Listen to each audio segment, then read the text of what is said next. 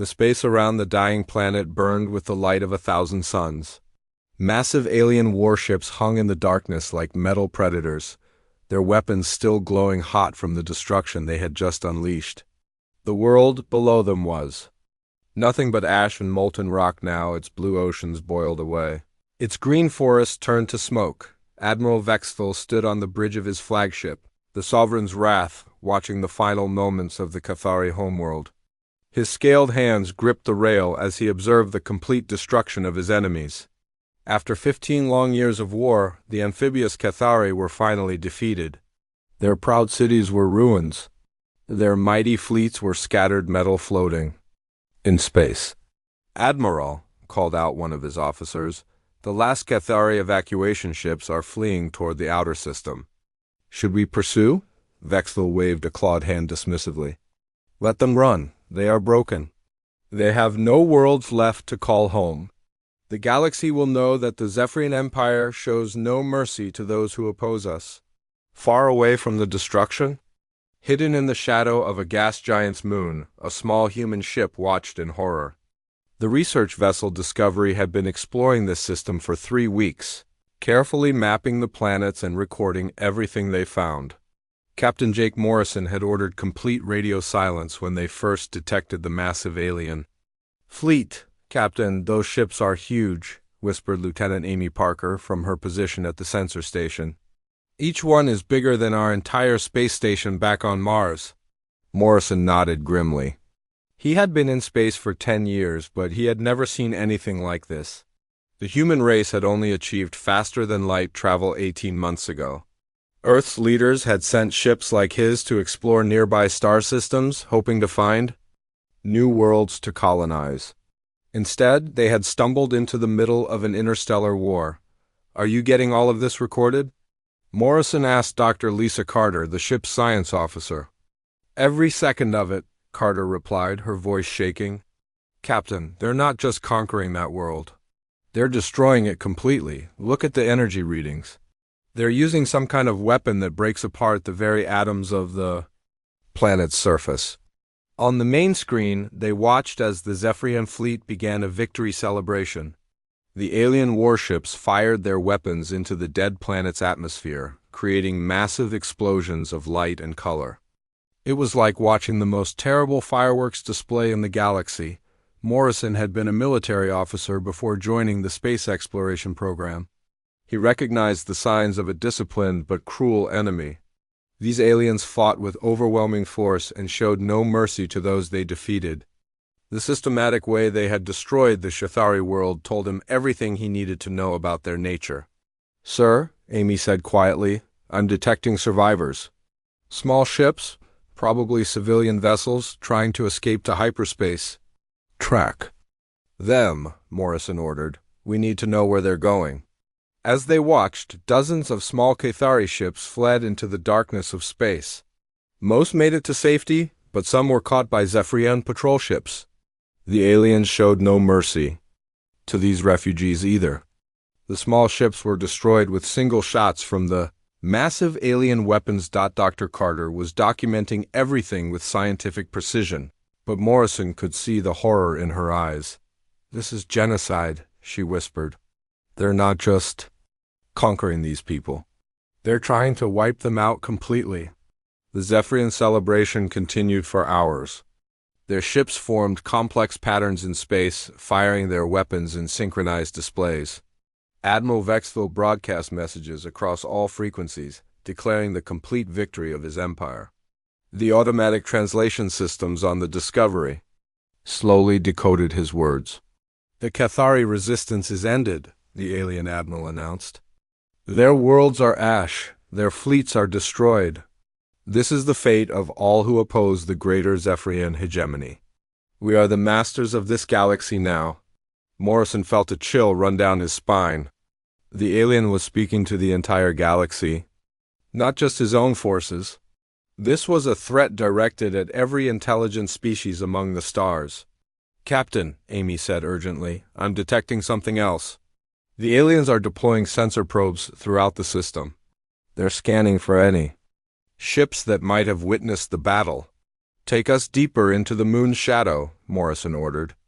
Cut power to everything except life support. We can't let them find us. The Discovery went dark and silent, drifting like a piece of space debris in the shadow of the gas giant's moon. Through their passive sensors, they watched as Zephyrian patrol ships searched every corner of the system for witnesses to their victory. One of the alien ships passed close enough to the Discovery that they could see its hull details on their screens. The ship was at least 3 kilometers long, covered in weapon ports and sensor arrays. Its design was elegant but deadly, like a work of art created by someone who loved destruction. Look at those weapons, Carter breathed. Energy cannons, missile launchers, and something else. Those long rails along the sides. I think they're mass drivers, but far more advanced than anything we've built. Morrison studied the alien ship carefully. As a former military officer, he automatically began analyzing its strengths and weaknesses. The ship was powerful, but it was also large and probably slow to maneuver. Its weapons were designed for destroying other big ships, not for fighting small, fast targets. Are you thinking what I'm thinking? Amy asked quietly. If you're thinking that we need to get this information back to Earth as fast as possible, then yes, Morrison replied. These aliens just announced their intention to conquer the galaxy. That includes us. They waited in the darkness for 6 more hours until the Zephyrian fleet finally departed the system. The massive alien warships activated their faster-than-light drives and vanished into hyperspace, leaving behind only the dead world and scattered debris. Where are they going? Carter asked. Amy checked her long-range sensors. Their course takes them toward the galactic core. There are dozens of inhabited systems in that direction. Morrison made his decision. Set course for Earth, maximum speed. We need to warn everyone about what's coming. As the Discovery prepared to leave the system, they detected one last transmission from the fleeing Cathari survivors. The message was weak and filled with static, but the translation systems managed to decode most of it. This is Admiral Gulfara of the Cathari Resistance Fleet, the message said. Our world is gone. Our people are scattered. But we will not surrender. We will find others who oppose the hegemony. We will fight until our last breath. The Zephyrians think they have won, but this war is not over. The message gave Morrison hope. If there were other species willing to fight against the Zephyrian Empire, then maybe humanity would not have to face this threat alone. Captain, Amy said as they entered hyperspace, how long do you think we have before they reach Earth? Morrison looked at the star charts on his screen. If they continue conquering systems at this rate, maybe 6 months, maybe less. Will Earth be ready? Morrison thought about his home world. Humanity had only recently learned they were not alone in the universe. Their space fleet consisted of a few dozen exploration ships and some orbital defense platforms. Against the massive Zephyrian armada, they would be completely outmatched. We'll have to be, he said simply. Because if we're not, Earth will end up like that world we just watched die. As the Discovery raced through hyperspace toward Earth, carrying the most important message in human history, the Zephyrian Empire continued its relentless advance across the galaxy. Admiral Vexville was already planning his next conquest, confident that nothing could stop his forces. He had no idea that his victory celebration had been witnessed by representatives of a species that had never learned how to surrender. The humans were coming, and they would not go quietly into the darkness. The emergency meeting room beneath Colorado Springs buzzed with tension. President Helen Davis sat at the head of the long table, her face pale as she watched the recordings from the Cathari system for the 3rd time. Around her, the most powerful leaders on Earth stared at the screens in horrified silence. This footage is confirmed authentic, said General Frank Collins, head of Earth's Unified Military Command. Our people on the Discovery risked everything to bring us this information. The alien fleet that did this is heading in our direction. The room erupted in worried voices. Representatives from every major nation spoke at once, their translators working overtime to keep up with the flood of questions and concerns. President Davis raised her hand for silence. How much time do we have? She asked. Collins pulled up a star chart on the main display. Based on their current rate of conquest, our intelligence estimates 6 months before they reach the outer edge of our solar system. Maybe less if they decide to skip some systems along the way. Dr. Kevin Torres, director of the Mars Research Initiative, leaned forward in his chair. Madam President, we need to talk about our options. The alien fleet consists of over 2,000 capital ships. Each one is larger and more powerful than anything we've ever built. Our entire Space Force has maybe 50 ships total, and most of those are exploration vessels. So what are you telling me? Davis asked. That we should just surrender? No, Torres replied firmly. I'm telling you that we need to fight smarter, not harder. We can't match them ship for ship, but we might be able to match them in other ways. He stood and activated a holographic display showing various weapon designs. For the past 5 years, we've been developing weapon systems that were considered too dangerous or too expensive to build. Railgun destroyers that can accelerate projectiles to 15% of light speed. Antimatter torpedoes with enough power to crack a moon. Kinetic bombardment platforms that can turn asteroids into planet-killing weapons. Those were all theoretical projects, protested Dr. Amanda Price from the European Space Agency. We've never actually built any of them. Then we start building them now, Torres said. We have 6 months to create the most powerful military force in human history. It's either that or extinction. Captain Susan Blake of the newly formed Earth Defense Force nodded in agreement. Dr. Torres is right. We need to mobilize every shipyard, every factory, every resource we have. This isn't just about building weapons. We need to completely restructure our entire space program for war. Davis looked around the table at the frightened faces of Earth's leaders. What about civilian populations? Should we begin evacuations? Evacuate to where? Asked General Collins. These aliens have faster-than-light travel. They can follow us anywhere we go. Our only choice is to make them pay such a high price for Earth that they'll think twice about attacking other human colonies. Dr. Torres activated another display, this one showing the solar system with defensive positions marked in red. We're proposing a layered defense strategy. First, we establish automated weapon platforms throughout the outer system. These would be designed to fire once with maximum destructive potential before being destroyed by return fire. Suicide weapons, Blake added. Each platform would carry enough firepower to cripple or destroy an alien capital ship. We'd need thousands of them. The second layer, Torres continued, would be our mobile fleet. Fast attack ships armed with kinetic weapons and guided by artificial intelligence. They would use hit-and-run tactics, striking from the asteroid belt and then disappearing before the aliens can retaliate. President Davis studied the plans carefully. What about Earth itself? What happens if they break through our outer defenses? The third layer, said Major Rachel Stone, stepping forward from her position near the wall. Orbital defense platforms around Earth and the Moon. Each one would be armed with the most powerful weapons we can build. If the aliens want to invade Earth, they'll have to go through a wall of fire. How many people would we lose? Davis asked. Quietly, the room fell silent. Everyone knew the answer, but no one wanted to say it out loud. Millions, Collins finally admitted. Maybe billions. But if we don't fight, we lose everyone. Davis closed her eyes for a moment, then opened them. With new determination. Then we fight. Dr. Torres, you have unlimited funding and complete authority to build whatever weapons you think we need. General Collins began mobilizing every military force on Earth. Captain Blake, I want you to start recruiting and training pilots for our new fleet. What about the other spacefaring nations? Asked the representative from Japan. Will they cooperate? They'll cooperate, Davis said firmly, or they'll face the aliens alone. This isn't about politics anymore. This is about survival. Over the following weeks, Earth transformed into a massive military-industrial complex. Factories that once built civilian spacecraft began producing warships.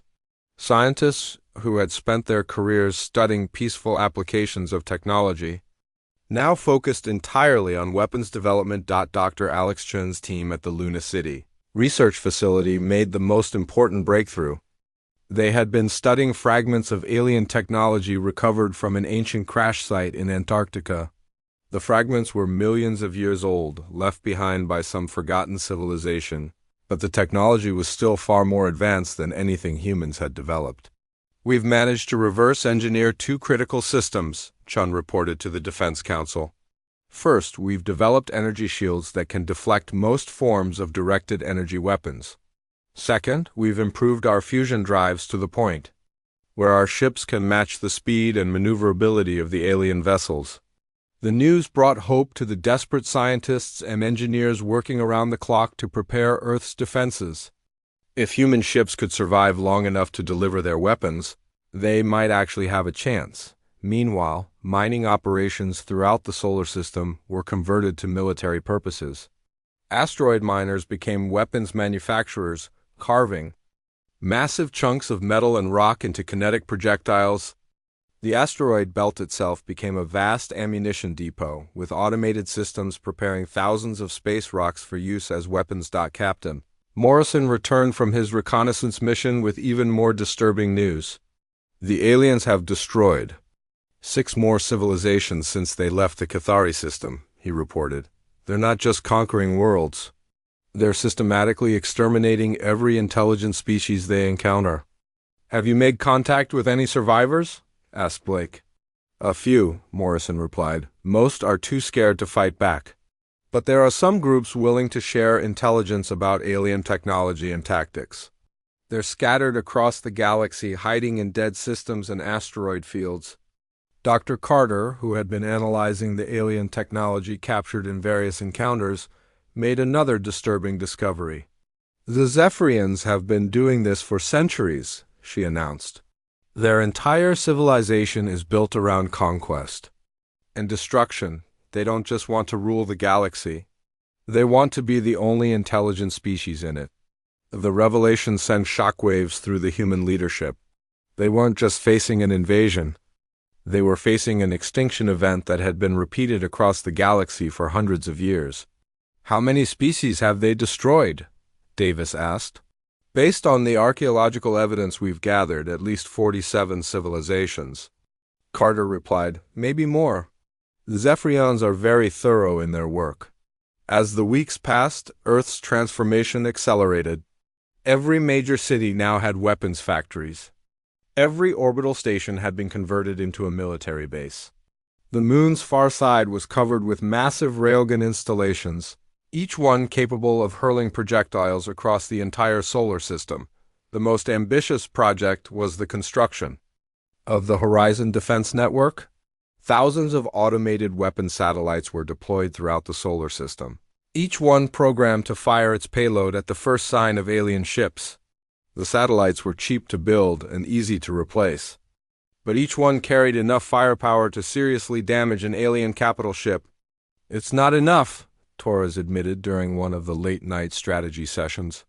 "Even with all of these preparations, we're still outnumbered 40-1. The aliens have superior technology, superior numbers, and centuries of experience in galactic warfare. Then we make up for it with something they don't have," Blake replied. "Desperation. They're fighting for conquest. We're fighting for survival. That has to count for something." As Earth's preparations neared completion, long-range sensors detected the first signs of the approaching alien fleet. The Zephyrians were still months away, but their advanced scouts had already begun probing the outer edges of human space. The war that would determine the fate of humanity was about to begin. The Zephyrian war machine rolled across the galaxy like a storm of death and destruction. Admiral Vexthal stood on the bridge of his flagship, watching another world burn beneath his fleet's weapons. The crystalline beings who had lived on this planet for millions of years were now nothing but glowing dust scattered across the solar winds. "Admiral," reported his tactical officer, "the Vortani communes have been completely destroyed. Their crystal cities are shattered, their song ships silenced forever. Vexville nodded with satisfaction. The Vortani had been beautiful creatures, their crystal bodies reflecting light in patterns that created music across the electromagnetic spectrum. Now they were extinct, just another footnote in the expanding history of the greater Zephyrian hegemony. How long did they last? He asked. 7 hours and 23 minutes from first contact to complete destruction, came the reply. Longer than the Threx Collective, Vexful mused, but not by much. These younger species have no idea how to fight a real war. The Threx had been insectoid creatures with advanced biotechnology. Their living ships had been impressive to look at, but they had fallen apart under concentrated plasma fire. The entire Threx civilization had been wiped out in less than 3 days. "Sir," called out his communications officer, "we're receiving intelligence reports from our advanced scouts. They've identified another species in Sector 7745. The reports describe them as bipedal mammals who call themselves humans." Vexthel studied the data on his command screen. The humans appeared to be a very young species, having achieved faster-than-light travel only recently. Their technology was primitive, based on chemical rockets and simple nuclear reactors. Their weapons were even more basic, mostly projectilized systems that fired solid metal objects. "How many worlds do they control?" he asked. "Only one major world, plus a few small colonies on nearby planets and moons," the officer replied.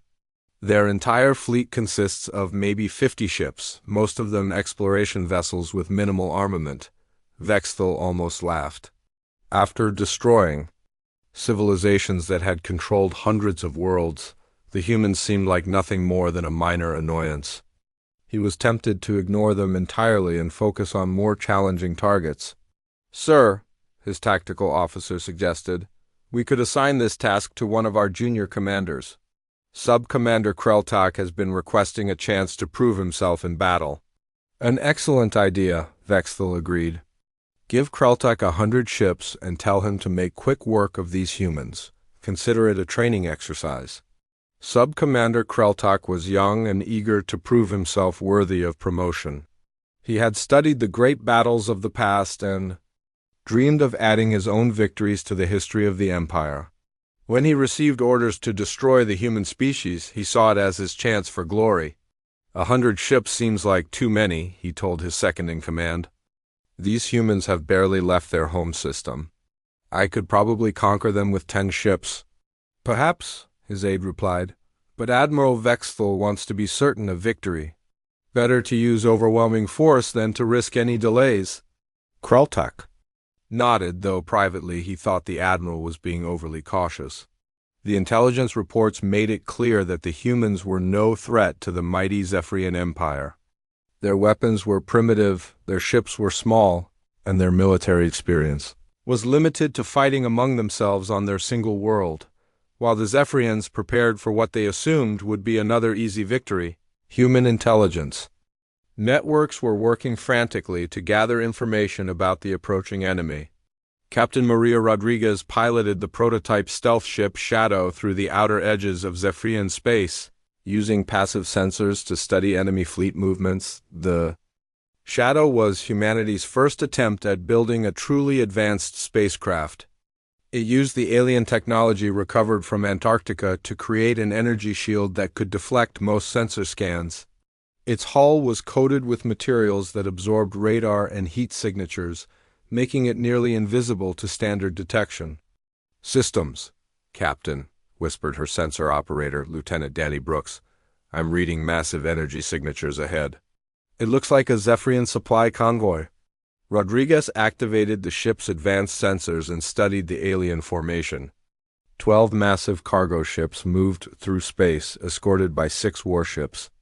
The convoy was carrying supplies to the front lines of the Zephyrian advance. "Look at the way they're positioned," Rodriguez observed. "Their escort ships are spread out in a standard defensive formation. They're not expecting any attacks. Should we engage?" asked her weapons officer, Sergeant Mike Johnson. "No," Rodriguez replied. "Our job is to gather intelligence, not to fight. But I want to get close enough to scan their communication frequencies." The shadow drifted closer to the convoy, using the gravitational field of a nearby asteroid to mask its approach. Rodriguez watched the alien ships carefully, noting their design and capabilities.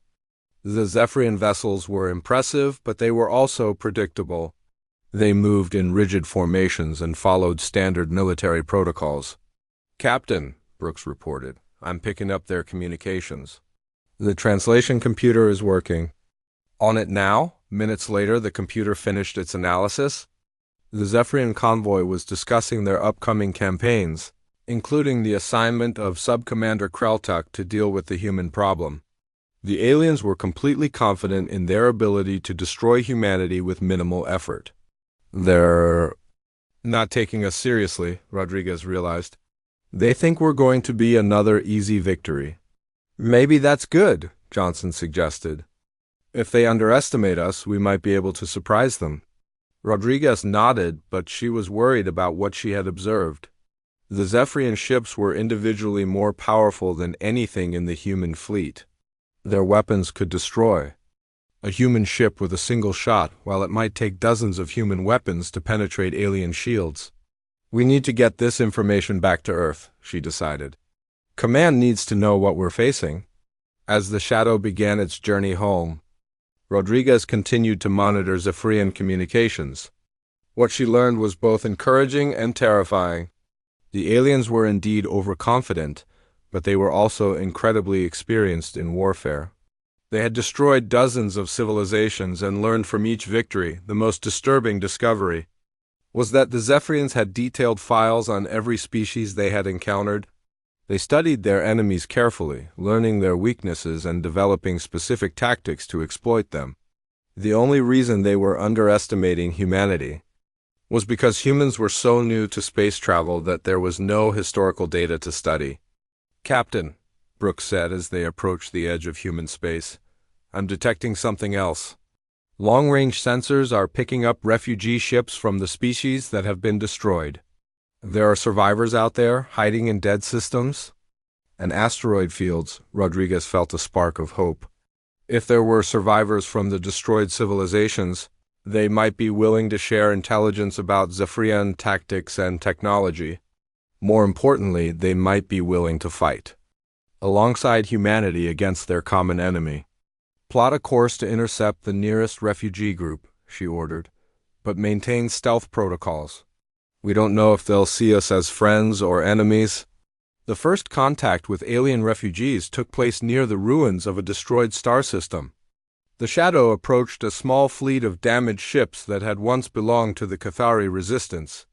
The amphibious beings were suspicious at first, but they quickly realized that humanity was another target of Zephyrian aggression.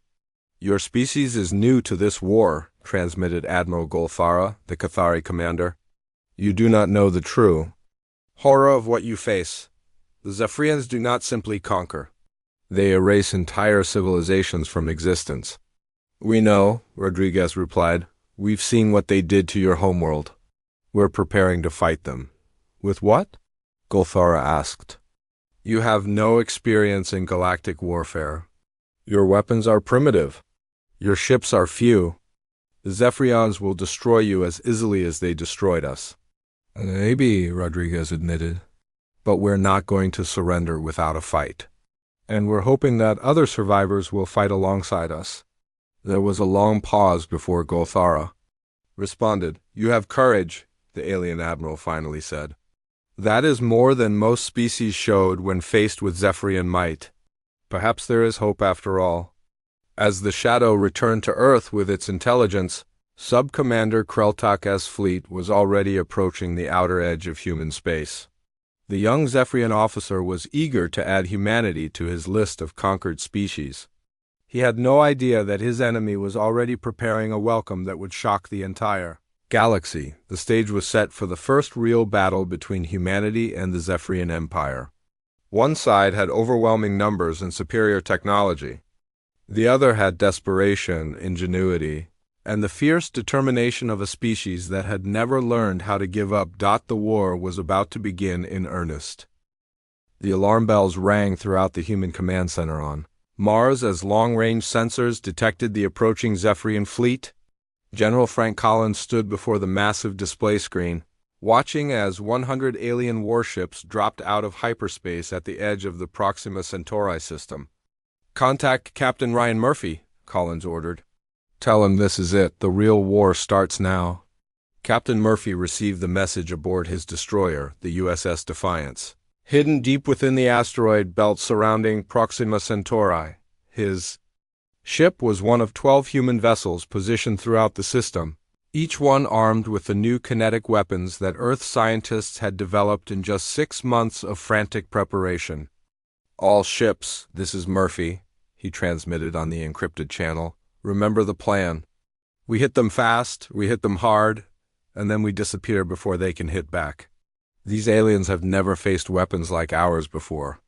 Subcommander Kreltek stood on the bridge of his flagship, studying the sensor readings from the Proxima Centauri system. The displays showed a typical young civilization setup, a few small colonies on rocky planets, some mining operations in the asteroid belt, and primitive communication satellites orbiting the star. "Sir," reported his tactical officer, "we're detecting minimal defensive positions. A few orbital platforms around the third planet, some automated sensor buoys, nothing that poses any real threat to our fleet." Kreltek nodded with satisfaction. "Just as the intelligence reports predicted. These humans are even more primitive than we thought. Signal the fleet to advance in standard formation. We'll destroy their colonies one by one, then move on to their home system." The Zephyrian ships moved forward in perfect formation, their energy shields glowing softly as they powered up their plasma weapons. Kreltek had arranged his fleet in the traditional attack pattern that had worked against dozens of other species. His heaviest ships formed the center, with lighter cruisers spread out on the flanks, hidden among the asteroids. Commander Sarah Williams watched the alien fleet approach through her ship's passive sensors. The stalwart was positioned near a massive space rock, using it as both cover and camouflage. Williams had been a submarine commander before joining the Space Force, and she understood the importance of patience in warfare. "Target the lead ship," she whispered to her weapons officer. "But wait for Captain Murphy's signal." Throughout the asteroid belt, 11 other human ships waited in similar positions. Each captain had chosen their hiding spot carefully, using the natural cover of the space rocks to avoid detection. The aliens had no idea they were walking into a trap. "Sir," the Zephyrian sensor operator called out, "I'm reading some unusual metallic signatures in the asteroid belt. Could be natural mineral deposits, but the patterns seem strange." Kreltek barely glanced at the readings. Probably just metal-rich asteroids. These young systems often have valuable mining opportunities. We'll investigate after we've destroyed the human colonies. Captain Murphy watched as the alien fleet moved deeper into the system. When the lead ships were exactly where he wanted them, he gave the order that would change the course of galactic history. "All ships, this is Murphy. Fire at will." The USS Defiance emerged from behind its asteroid and fired its main railgun. The tungsten rod accelerated to 15% of light speed, crossing the space between the human ship and the Zephyrian flagship in less than 2 seconds. The alien shields, designed to deflect energy weapons, offered no protection against the solid projectile. The rod punched through the Zephyrian ship's hull like it was made of paper, tearing through multiple decks before exploding out the other side. Emergency alarms blared as atmosphere vented into space and secondary explosions ripped through the alien vessel. "What was that?" Kreltek shouted as his ship shuddered under the impact. "Report! Unknown weapon type, sir." His tactical officer replied in panic. "Our shields had no effect. The projectile went right through them." Before Kreltek could respond, 11 more human ships revealed themselves throughout the asteroid belt. Each one fired their kinetic weapons at the closest Zephyrian vessels. Tungsten rods, accelerated to incredible speeds, slammed into alien hulls with devastating effect. Commander Williams watched with grim satisfaction as her ship's railgun shot tore through a Zephyrian cruiser. "That's for all the species you've murdered," she muttered. The alien fleet reacted with confusion and anger. They had never encountered purely kinetic weapons before. Their energy shields were useless, their armor was insufficient, and their formations were completely wrong for this type of combat. "Return fire," Kreltek ordered. "Destroy those ships." The Zephyrian vessels unleashed their plasma cannons, sending streams of superheated energy toward the human positions. But the human ships were already moving, using their fusion drives. To dart between the asteroids like fighters dodging between buildings, Captain Murphy piloted the Defiance through a narrow gap between two massive space rocks, alien plasma bolts searing the stone just meters away. "Come on, you ugly lizards," he taunted over the radio. "Try to catch us." Dr. Paul Martinez, monitoring the battle from the command ship New Horizon, watched in amazement as the human tactics proved more effective than anyone had dared hope. The aliens were fighting like a traditional space navy, trying to maintain formation and coordinate their fire. The humans were fighting like pirates, using every dirty trick they had learned from centuries of warfare. "Look at their movement patterns," Martinez told his fellow scientists. "They're completely predictable. They turn in wide arcs, they maintain set distances from each other, they even signal their intentions with formation changes." The turning point of the battle came when Lieutenant Commander Beth Thompson, captain of the destroyer Vengeful Spirit, executed what would later be called the Asteroid Gambit. Instead of firing at the enemy ships, she used her ship's fusion drive to push a massive asteroid directly toward the Zephyrian flagship. "Thompson, what are you doing?" Murphy called over the radio. "Something crazy," Thompson replied. "If this works, we win the battle. If it doesn't, well, at least we go out with style." The Vengeful Spirit positioned itself behind the asteroid nearly a kilometer across and fired its engines at maximum power. Slowly, the massive rock began to move, picking up speed as Thompson continued to push it toward the alien fleet. Kreltek saw the approaching asteroid but couldn't believe what he was seeing. "They're using a rock as a weapon?" he said in disbelief. "What kind of primitive savages are these humans?" "Sir, that asteroid is on a collision course with our ship," his navigation officer reported. "Should we move to avoid it?" "Of course we should move," Kreltek snapped. "All ships adjust position to avoid the asteroid." But the Zephyrian ships were large and slow to maneuver. By the time they began to move, the asteroid was traveling too fast to avoid. The massive rock slammed into Kreltek's flagship with the force of a nuclear weapon, crushing the front third of the ship and sending debris flying in all directions. The explosion took out two other Zephyrian vessels and damaged several more. Kreltek himself was killed instantly when the ship's bridge was crushed under tons of stone and metal. With their commander dead and their formation in chaos, the remaining Zephyrian ships began to retreat. They had never faced an enemy that fought with such unconventional tactics.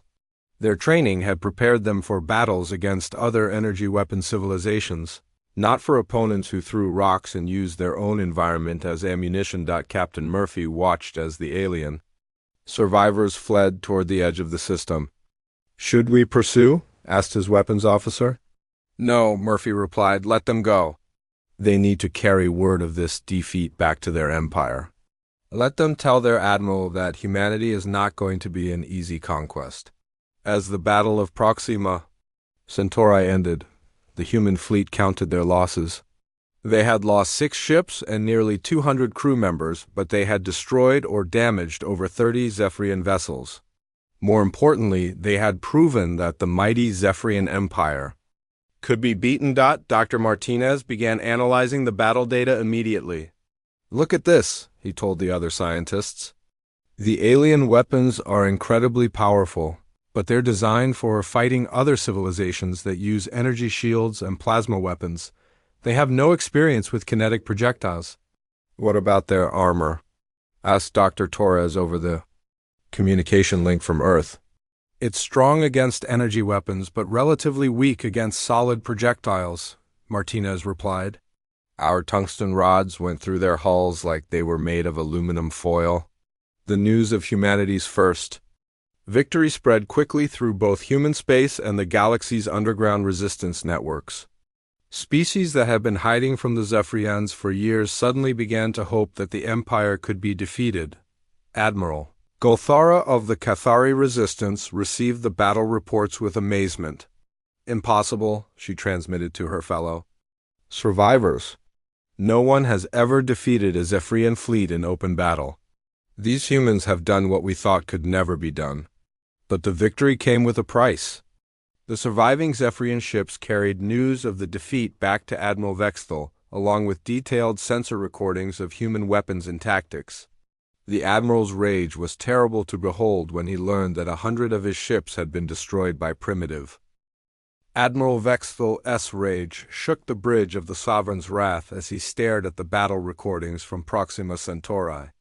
The footage showed his ships being destroyed by primitive kinetic weapons, their advanced shields useless against simple metal rods fired at incredible speeds. Worst of all, the recordings showed Sub-Commander Kreltak's flagship being crushed by an asteroid pushed by a single human vessel. "This is impossible," Vexthal hissed through his razor-sharp teeth. "These mammals have been in space for less than 2 years. How did they destroy 60 of our ships?" His tactical officer, Commander Zikmur, studied the sensor data carefully. "Sir, the humans fight unlike any species we have encountered. They do not maintain formations. They do not follow standard military protocols. They use their environment as a weapon." "They threw rocks at us," Vexthal snarled. "Rocks, and somehow it worked." The Admiral turned to address his fleet commanders who had gathered on the bridge for an emergency meeting. "Prepare the entire armada for immediate departure. We will personally oversee the destruction of this human species. They have made us look like fools, and that cannot be allowed to stand." "Sir," Commander Zikmur said carefully, "perhaps we should study their tactics more carefully before engaging. The humans clearly have strategies we have never encountered." Vexthal's eyes blazed with fury. "Are you suggesting that I should fear these primitive mammals? I have conquered 47 civilizations. I will not be defeated by a species that still uses chemical rockets." On Earth, President Helen Davis stood before the assembled leaders of humanity, her face showing both pride and deep concern. The victory at Proxima Centauri had given them hope, but intelligence reports indicated that the main Zephyrian fleet was now heading directly toward Earth. "Ladies and gentlemen," Davis announced, "our brave defenders have won us a great victory, but now we face the real test. Admiral Vexthal himself is leading 2,000 ships toward our solar system. They will arrive in less than 4 weeks." General Collins activated the tactical display, showing the massive alien armada moving through space like a storm of destruction. "The good news is that our weapons proved effective against their technology. The bad news is that we're still outnumbered 40 to 1. Dr. Torres stepped forward with the latest intelligence reports. "Our analysis of the battle shows that the aliens have never faced kinetic weapons before. Their shields, their armor, their tactics, everything is designed around energy-based warfare. We have a technological advantage they never expected." "Captain," Blake nodded in agreement. "Our pilots performed brilliantly at Proxima Centauri. The hit-and-run tactics worked perfectly. We can use the same strategies to defend Earth, but on a much larger scale." "What about allies?" asked the representative from the European Union. "Are any of the survivor species willing to fight alongside us?" Ambassador Nancy Foster, who had been working with the refugee fleets, smiled for the first time in weeks. "Actually, yes. Admiral Golthara of the Cathari Resistance has agreed to bring her ships to Earth. They want revenge for what the Zephyrians did to their homeworld." "How many ships?" Collins asked. 57 vessels of various sizes," Foster replied. "They're not in the best condition, but they're crewed by people who have nothing left to lose." More good news arrived from other parts of the galaxy. The Threx survivors, hiding in the ruins of their dead worlds, had managed to repair some of their bioships. The Vortani refugees had rebuilt a small fleet from salvaged crystal fragments. Species that had been hiding in fear for years were suddenly willing to fight back. "It's like our victory gave them hope," Foster explained. For the first time since the Zephyrian expansion began, someone has proven that the Empire can be beaten. Captain Morrison, now promoted to Admiral after his success at gathering intelligence, brought even more encouraging news. The resistance networks are sharing information across the galaxy. We're learning about Zephyrian weak points, supply lines, and command structures. Most importantly, we're not fighting alone anymore. Dr. Martinez, studying the psychological impact of the battle, made an important observation. The Zephyrians built their entire strategy around fear and overwhelming force. When we defeated their fleet at Proxima Centauri, we broke their image of invincibility. Now other species believe they can fight back too. As the weeks passed, Earth's solar system transformed into the largest fortress in human history. The asteroid belt was turned into a massive weapon depot, with automated systems preparing thousands of space rocks for use as kinetic projectiles. Every available ship was armed with the new railgun technology and positioned throughout the system. The most impressive defensive measure was the completion of the Horizon Defense Network. 10,000 automated weapon satellites were deployed from Mercury to Neptune, each one programmed to fire its payload at any approaching alien vessel. The satellites were cheap to build and easy to replace, but each one carried enough firepower to damage or destroy a Zephyrian capital ship. Major Rachel Stone oversaw the final preparations of Earth's orbital defenses. Massive weapon platforms surrounded the planet and the moon, their railguns pointed toward the outer system. If they want to invade Earth, she told her crews, they'll have to go through the biggest wall of fire in galactic history. The alien reinforcements began arriving 2 weeks before the Zephyrian fleet. Admiral Golthara's Cathari ships emerged from hyperspace near Jupiter, their hulls scarred from years of running battles with Zephyrian forces. The amphibious beings had modified their vessels with human-designed kinetic weapons, creating hybrid ships that combined the best of both technologies. Admiral Morrison, Golthara transmitted, my people are ready to fight. We have waited years for this chance to strike back at the Empire. The Threx bio ships arrived next, their living hulls pulsing with bioluminescent patterns. The insectoid survivors had grown new weapons from engineered organisms, creating creatures that could survive in space and attack enemy vessels. Their ships looked like massive beetles crossed with jellyfish, beautiful and terrifying at the same time. The Vortani crystal ships were the most exotic of all. The surviving members of their species had rebuilt their vessels from fragments of their destroyed homeworld, creating ships that sang with harmonic frequencies as they moved through space. Their crystal weapons could focus energy in ways that even the Zephyrians had never seen.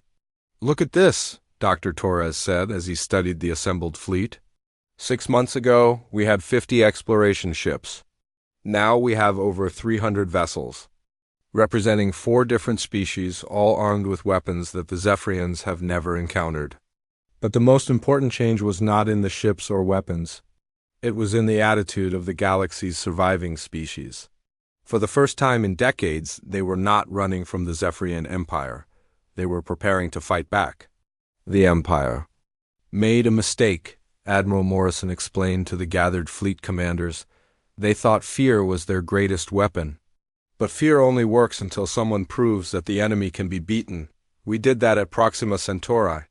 Captain Blake, now in command of the fast attack fleet, added her own observations. The Zephyrians are used to fighting terrified enemies who surrender after the first battle. They've never faced opponents who get stronger after each defeat. When Admiral Vexthal's massive armada finally arrived at the edge of Earth's solar system, they found something unprecedented in the history of their conquests. Instead of a single frightened species begging for mercy, they faced a coalition of survivors from across the galaxy, all united in their determination to end the Zephyrian reign of terror. Sir, Commander Zeekmore reported nervously, we're detecting over 300 ships of various designs. The humans have been joined by survivors from the species we thought we had completely destroyed. Vexthal stared at the sensor readings. In disbelief, Cathari ships that should have been scrap metal. Threx bio vessels that should have been dead organisms. Vortani crystal ships that should have been shattered fragments. All of them were here, armed and ready for battle. "How is this possible?" he whispered. "We destroyed their worlds. We scattered their fleets. How are they here?" The answer came. In a transmission from Admiral Morrison, broadcast across all frequencies so that both fleets could hear it clearly. "Admiral Vexthal," Morrison said, his voice calm and determined, "you made a critical error. You thought that destroying our worlds would break our spirit. Instead, it gave us something more powerful than any weapon, a common enemy and a shared purpose." "You celebrated too early," added Admiral Golthara, her voice filled with years of suppressed anger.